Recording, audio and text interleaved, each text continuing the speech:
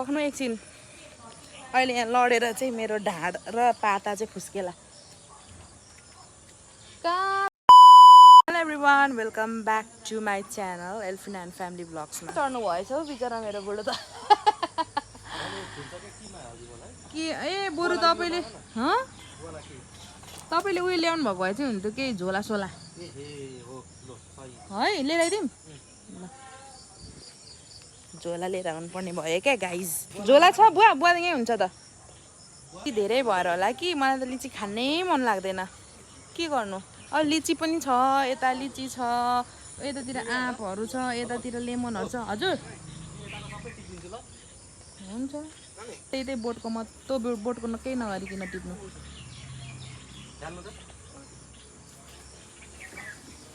आछि छि छि छि बोट हल्यो पानी झऱ्यो मेरो मुखमा ल्याउनु त यहाँ म फालिदिन्छु ल है क्या चाहिँ 1 2 3 मेरो माइतमा त भेली लिची पनि छ आँप पनि छ के खोज्नुहुन्छ जे खोज्नुहुन्छ त्यही छ है लेमनहरू पनि छ यहाँनेरि आँप पनि फलिरहेको छ अरू अब यता हेर्नुभयो भने यता पनि छ यी लिचीहरू ए बनानाको बोटहरू पनि छ के खोज्नुहुन्छ क्या के खोज्नुहुन्छ त्यसैको बोट छ पानी परेर चाहिँ हिल्लामै भएको छ कि बाटो लडिन्छ भन्ने चाहिँ यहाँ त्रास भइसक्यो बिस्तारै त्यो सिडी लाउनु पर्दैन होला बुवा नलाउनु ज्वाइँ त्यति झरिहाल्नुहुन्छ नि ज्वाइँ चढ्न र झर्नमा एकदम एक्सपर्ट हुनुहुन्छ होइन यस्तो किरा हुन्छ क्या यो यस्तो खालको किरा यस्तो किराहरूले चाहिँ डेन्जर हुन्छ किरादेखि सावधान है सबै चराले त खाएको रहेछ हो ए सबै चराले खाएको झर्यो ए नझार्नु न त्यसरी सबै उछुट्यो मेरो जिउमा आजको मौसम एकदम सुनहरा मौसम भइरहेको छ आकाश हेर्न सक्नुहुन्छ एकदम क्लिन एन्ड क्लियर भइरहेको छ है यस्तो मौसममा त मजा आउँछ नधुलो छ है यो यतापट्टिको यो भत्केको यो जुन टहरा चाहिँ यो चाहिँ पहिला हातमा पनि लागेछ त उछुटेको हिलो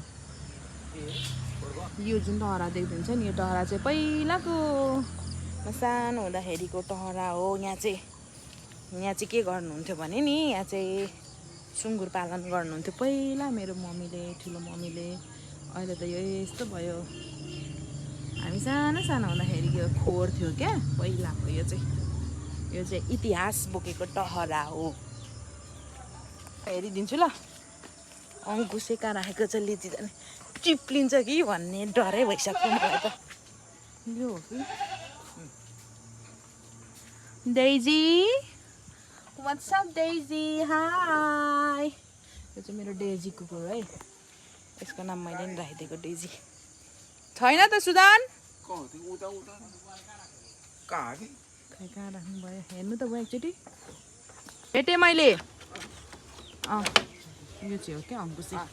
गाइज यसले यस्तो लगाएर टक्कसँगले तान्ने हो क्या यसलाई भन्छ अङ्कुसे के भन्छ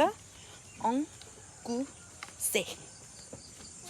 पढिन्छ भन्ने भइसक्यो ए लिनु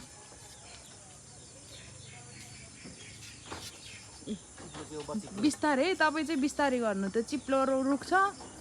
ल साथीहरू यहाँ हेर्न सक्नुहुन्छ हाम्रो लिची चाहिँ यो थोरै मात्र टिपेको छ यहाँ यहाँनिर माथि बोटमा पनि छ अब हामीले लिएर जाँदैछौँ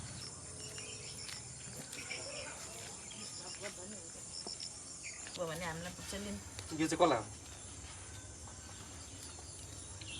त्यसो भए घरबेटी आन्टीलाई कुन चाहिँ घरबेटी आन्टीलाई कुन चाहिँ मामाको घरबेटी आन्टीलाई यो मामाहरूलाई थोरै यसमै हाल्दो न यो लगिन्छ भयो ए अँ त्यही चाहिँ होइन नि सबै फेरि तिमी धेरै लोभ नगर न हौ यत्रो लटरम्मै छ त हौ अनि ल भयो अन्त पुरी बनाउँदैछौँ अनि बुहारी र म चाहिँ यहाँनिर दुईजना मिलेर बनाउँदैछौँ है दामी पुरी है तर यो अलिक तेल हालेपछि चाहिँ मजाले चिप्किँदो रहेछ क्या है पुरी मात्रै गोलो नभए पनि रोटी त फेरि म एक्युरेट गोलो बनाउँछु नि आजको पुरी चाहिँ यस्तो भइरहेछ के गर्नु चिप्लो भएर क्या टाँसिएर यो बेलनामा कस्तो राम्रो होमवर्क गर्छ मेरो नानी थ्याङ्क यू भेरी गुड कति राम्रो होमवर्क गर्दैछ मेरो नानीले सो गाइज एल्फिना एन्ड फ्यामिली ब्लग्सबाट तपाईँ हेरिदिन्छ भने मेरो अर्को पनि एउटा च्यानल छ एल्फिना थापा मात्रै भन्ने होइन त्यसमा पनि म यो भिडियो अपलोड गर्छु दुईवटा च्यानलमा एउटै भिडियो चाहिँ दुईचोटि अपलोड गर्छु म अनि त्यो च्यानललाई पनि सब्सक्राइब गर्नुभएको छैन भने कृपया गरेर सब्सक्राइब गरिदिनु होला किनभने यो जुन अहिलेको एल्फिना एन्ड फ्यामिली ब्लग्स छ यसमा चाहिँ प्रायः जसो विदेशको मात्र साथीहरू थुप्रै हुनुहुन्छ क्या अनि मैले चाहिँ चाहेको नेपालको धेरैभन्दा धेरै साथीहरू बनाउनु चाहेको मैले चाहिँ होइन